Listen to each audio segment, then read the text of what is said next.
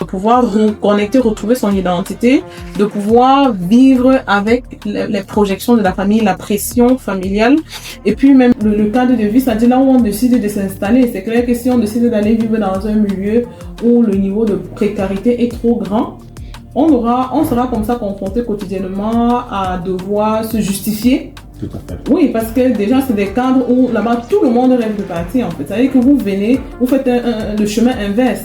Vous décidez de revenir dans un monde où la plupart des gens veulent partir. Donc, on vous voit comme un monstre. C'est-à-dire, mais quelle est cette personne qui décide de revenir dans l'enfer? Parce que c'est comme ça qu'ils considèrent ça ici. Au moins, on peut quitter le paradis pour retourner ici pendant que tout le monde veut partir. Donc, quotidiennement, comme ça, vous êtes rejeté.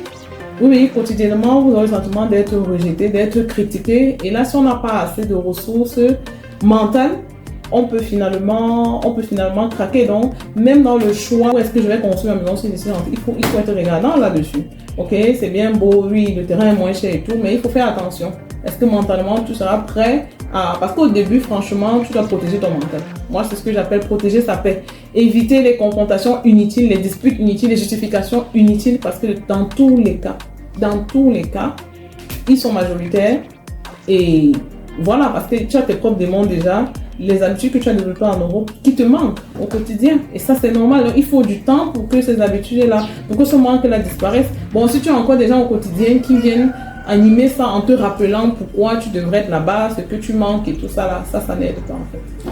Alors, on va également briller là-dessus en demandant si, est-ce que Startup permet à ces produits de la diaspora qui veulent s'installer définitivement quand même à mieux s'adapter, surtout pas sur le plan personnel, mais dans le business dans lequel ils veulent investir. Oui, clairement, même sur le plan personnel, finalement, on a dû développer ces services-là parce qu'on a beaucoup de demandes, beaucoup de sollicitations, les gens qui veulent savoir comment tu as fait pour voir les enfants, comment l'intégration scolaire s'est produite, comment tu gères le quotidien, parce qu'on n'a plus d'amis, on n'a plus comment vivre en fait, comment arriver à se créer une vie qui a du sens dans ce projet-là. Donc oui, désormais, on propose ce service-là aussi et je suis en train de rédiger un livre là-dessus qui sera disponible bientôt. Donc oui, c'est un gros problème, c'est carrément un gros problème.